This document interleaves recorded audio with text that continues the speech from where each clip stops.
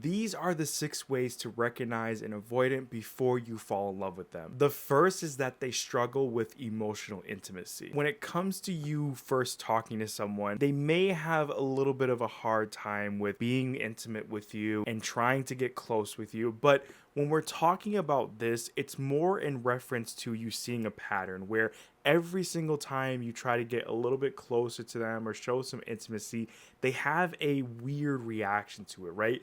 They may feel uncomfortable, they may try to avoid it, or whatever it might be. You notice that it's constantly happening every time you try to do this. That is typically a sign that this person does have this avoidant attachment style, because this is a pattern, right? Every single time that you try to do that, this is happening. And even though that alone isn't 100% proof that that is the case, this is definitely one of the big red flags that you could start to look out for to see if they are an avoidant or not. Number 2 is that they send mixed signals. When we're talking about this, it's where, again, when you are trying to get more intimate with them, you're trying to maybe take it to that next stage or level, they all of a sudden start to switch up and start to treat you more as a friend, or sending you mixed signals to where one day it seems like they're getting close to you, they're opening up a little bit more, and all these different things that make you believe that, this person could be the one that you'd want to pursue having a relationship with.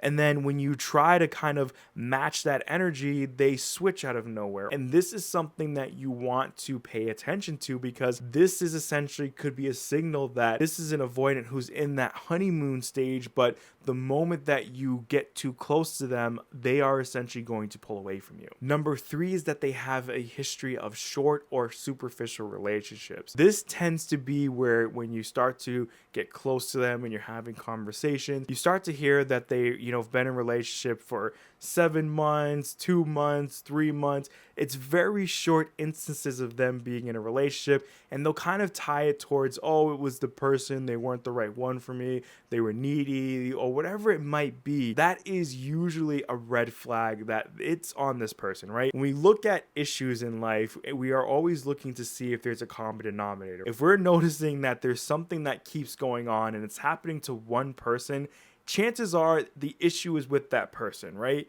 And this is essentially the case when it comes to an avoidant, because that is their MO, right? They are really, really great when the beginning of the relationship, because it's new, it's fresh, it's in that honeymoon stage. But as you move along, you're naturally going to start to open up and get close to that person. And you're doing what normally a relationship would do. And that is you're starting to get more close and vulnerable. And, you're dealing with conflicts potentially. And that's when the avoidance attachment style is triggered, right? And it comes up, and they just, instead of actually going through these things and progressing through it, they just avoid it and they drop it altogether and they move on, and they just chalk it up to, oh, it was the other person and I needed to walk away. But this, along with the other two, is a real strong case that this person is an avoidant. Number 4 is that they avoid label and commitment conversations. This tends to be where the topic comes up where either somebody's asking what you guys are, or even you are asking them, like, what is this? Like, are we in a relationship? Are we friends? Like, what are we doing? We've been doing this, whatever you want to call it, for a while now, and we have no official label. Like, what are we? And when confronted by that legitimate question, they're making excuses as to why they wouldn't want to answer that, right? They may say things like, oh, I don't like labels. Let's just see where things go. Let's focus on the now. Whatever it is that they're using as an excuse, this is just their way of not committing to you, because when they commit to you, they know that this is going to bring this to a whole other level. They're going to have to express emotions and feel uncomfortable or vulnerable, and, again, deal with those conflicts that may come up in a committed relationship. And they're trying to avoid that because they don't have any control over that, right? You can't control how somebody's going to react to those things or show love or, do all of these things that are essentially going to make them feel uncomfortable. That is normal when you are committing to someone. Number 5 is that they shut down instead of communicating. This tends to be where you are bringing up the different conflicts, or maybe you are kind of getting fed up with them not fully going all into the relationship and trying to take it to that next next level and they just cannot handle it and they need to walk away from it and they're not going to do this right now, whatever that is that they're telling you, this is them avoiding that, right? They want to avoid it because it's conflict, and conflict is something that they have a very hard time dealing with because conflict brings up emotions, right? Conflict brings up realness, and there's no way to sit there and say how somebody is going to respond when you are trying to work through conflict. We're trying to work through something and it's going to bring up natural emotions and responses, and then you both are hopefully going to get to a point where you can understand each other and express emotions and open up and all these different things that get you to some type of resolution so that you can move on and have a healthy relationship. But to an avoidant, this is very uncomfortable because they didn't have an example of that when they were younger. They didn't know how to handle something like that and all the emotions that are going to naturally come from that. So they just simply, instead of trying to deal with these things, they avoid it. They walk away from it and they tell themselves and convince themselves that this is the best way to do it and they don't need to deal with this kind of stuff because they can just move on and find somebody else and start all over again.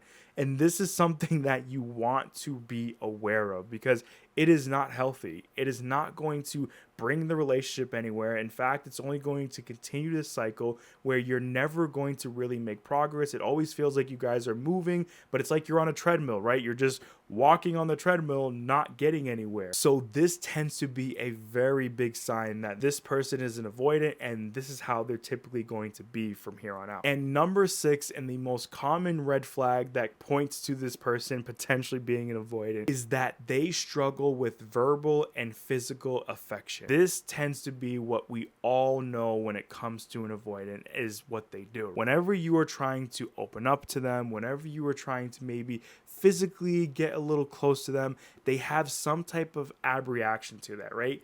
They push away. They just do not want to deal with that. It just is night and day, right? You could simply see them going from having a great conversation, seems like things are heading in the right direction, and then all of a sudden you open up or you get comfortable with them and it triggers something in them and they just are a stranger, right? They don't want to do anything. They just want to move away from you in some way or some form. They change the conversation. They become cold. Like, it's really kind of off-putting to you because it just happens so suddenly. And this is something that you want to pay attention to if it's happening again over a consistent period of time. With all of this, these are usually the 6 signs that you can typically rely on to see if somebody is an avoidant. And it's so important for you to recognize these things and be aware of it, because if you've had dealings with an avoidant before, you could simply overlook these things and not realize that you are going down the same path again with this new person who is an avoidant altogether. And that isn't to say that there could be other things going on and you guys kind of can work things out,